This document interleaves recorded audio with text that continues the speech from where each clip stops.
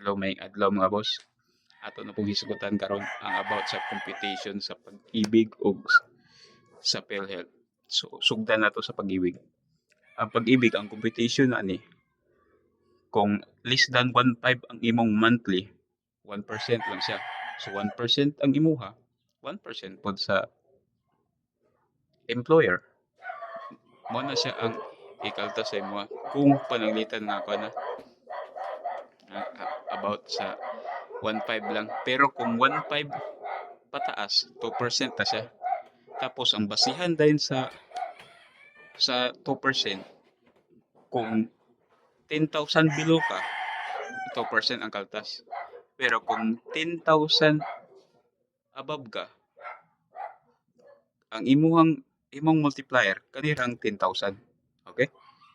Dili siya pareha ng probable 8,000 times 2% kung below ka sa 10,000.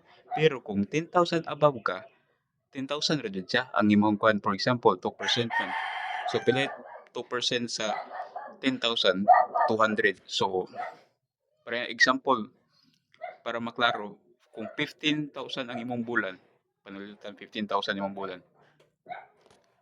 So ang imong ikuan dili 15,000, 10,000 ra sa kay mo ra say maximum nga i-multiplier sa percentage ang 10,000.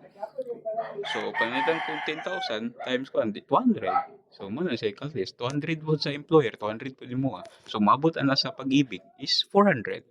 So, mo na siya sa computation sa pag-ibig Pero dahil ni siya sa PhilHealth. Ang PhilHealth po, kung pila imong gross salary sa isa ka bulan, i-times lang nimo 5%. 5% siya tanan to tunga sa tunga mo sa employer. So 2.5%, 2.5% pod ang sa employer. So mo na siya ang total nga kwan sa PhilHealth. So kung mabot ang monthly nimo mabot og tag 20,000, so 2.5 ana, 2.5. Ara so mga 500 yung kaltas mo sa PhilHealth.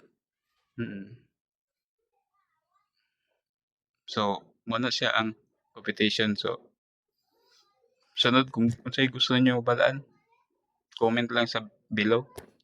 Ay mo kalimot og share para makabalo pud og uban. So may adlaw mga boss.